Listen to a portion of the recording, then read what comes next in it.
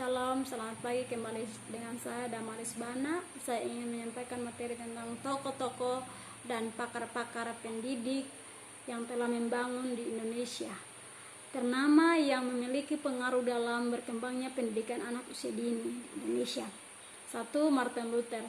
Dalam sejarah Martin Luther pada tahun 1483 sampai 1546 menekankan perlunya pada mendirikan sekolah yang dapat mengajari anak untuk belajar membaca. Di masa sekarang, kemampuan membaca dan menulis telah menjadi prioritas nasional.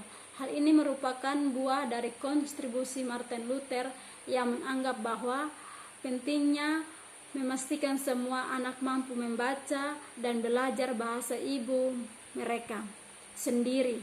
Selain menekankan kemampuan membaca tulis, Martin Luther juga menekankan pada pentingnya keluarga sebagai peletak dasar pendidikan anak.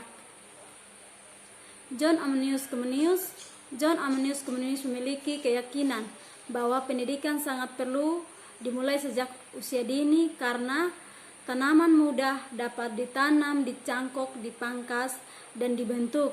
Ketika sudah menjadi pohon, setiap proses tersebut akan sulit atau bahkan tidak mungkin untuk dilakukan. Hal ini memberikan gambaran bahwa ketika anak masih kecil, anak akan dapat mudah dibentuk atau diarahkan dibandingkan dengan membentuk dan memperbaiki anak ketika sudah dewasa.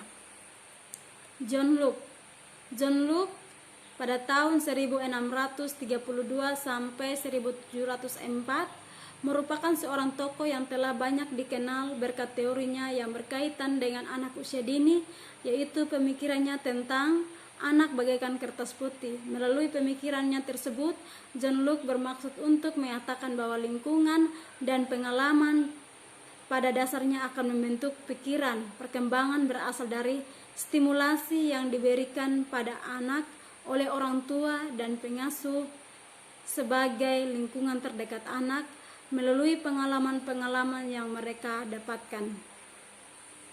Jean-Jacques Rousseau pada tahun 1712 sampai 1778 banyak dikenal karena bukunya Emily dengan kata-kata pembukaan yang menjadi ciri atau karakteristik dari pandangan terhadap politik dan pendidik, yaitu Tuhan menciptakan segala dalam keadaan baik manusia mencampurinya dan segala menjadi jahat. Dari pernyataan tersebut, Jean-Jacques Rousseau mendukung adanya pendidikan yang alami dan mendukung perkembangan anak tanpa adanya campur tangan atau batasan yang tidak diperlukan. Maka dari itu, pandangan Jean-Jacques Rousseau tentang dunia anak yaitu mendesak adanya pendidikan untuk anak yang dilakukan secara alami dan disesuaikan dengan dunia anak. 5. Johann Heinrich Pestalozzi. Gagasan dari Johann Heinrich Pestalozzi pada tahun 1746 sampai 1827 banyak dipengaruhi oleh Comenius dan Rousseau. Pestalozzi berpendapat bahwa pendidikan harus dibangun melalui pengalaman sensorik yang tepat dan mendorong anak untuk mencapai potensi alami mereka. Selain itu, setiap anak juga harus diberikan kesempatan untuk dapat bebas mengembangkan dirinya, mengenal lingkungannya, bermain, bersosialisasi dengan orang tua, guru, dan masyarakat sekitar. Mas Nipal 2013. Oleh karena itu, dalam gagasan pendidikannya, Pestalozzi mencoba untuk mengintegrasi antara kehidupan keluarga, pendidikan vokasional, dan pendidikan membaca dan menulis. 6. Robert Owen pada tahun 1771 sampai 1858 memiliki keyakinan bahwa lingkungan anak dapat mempengaruhi perilaku, keyakinan, dan prestasinya. Seseorang dapat menggunakan lingkungan sebagai alat untuk memberikan stimulus pada anak dalam membentuk karakternya. Owen juga berpendapat bahwa dengan mengendalikan lingkungan untuk mendidik anak, maka dapat berpeluang dalam membentuk masyarakat baru yang lebih maju. Dalam hal ini dapat dipahami bahwa menurut Owen lingkungan memiliki kekuatan yang dominan dan banyak mempengaruhi berbagai macam bentuk perilaku manusia. News umum, pakar pendidikan saranan PAUD jangan diformalkan. Pemerintah lebih penting menyusun rambu PAUD di Indonesia. Rabu 7 Februari 2018 jam 19.02 waktu Indonesia Barat, siswa-siswi pendidik anak usia dini atau PAUD dan Taman Kanak-kanak atau TK mendengarkan dongeng di Stasiun Pasar Senen, Jakarta Pusat pada Senin 20 Maret. Republika atau Yasin Habibi. Siswa-siswi pendidik anak usia dini atau PAUD dan Taman Kanak-kanak atau TK mendengarkan dongeng di Stasiun Pasar Senen, Jakarta Pusat pada Senin 20 bulan 3. Rep Gumanti Awaliyah, Rep Indira Reskisari, republik.co.id.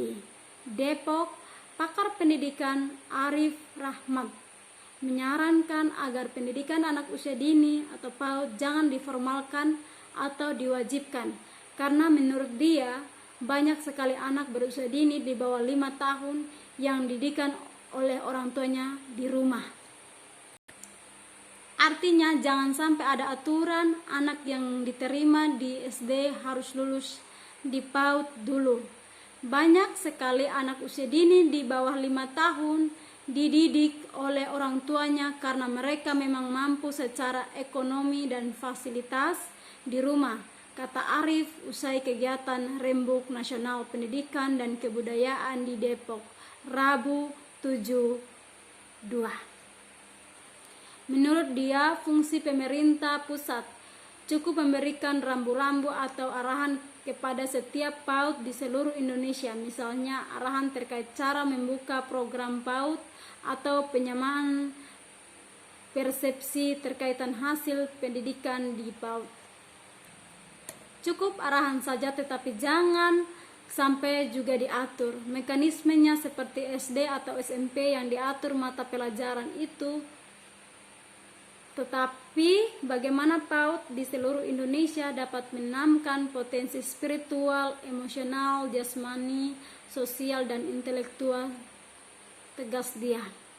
Dia juga berpendapat kualitas dan mutu pendidikan setiap PAUD yang ada di seluruh Indonesia belum merata, sebab masih banyak PAUD yang dibentuk dan dijalankan tanpa dasar teori yang benar, sehingga arahan dari pemerintah pusat sangat dibutuhkan.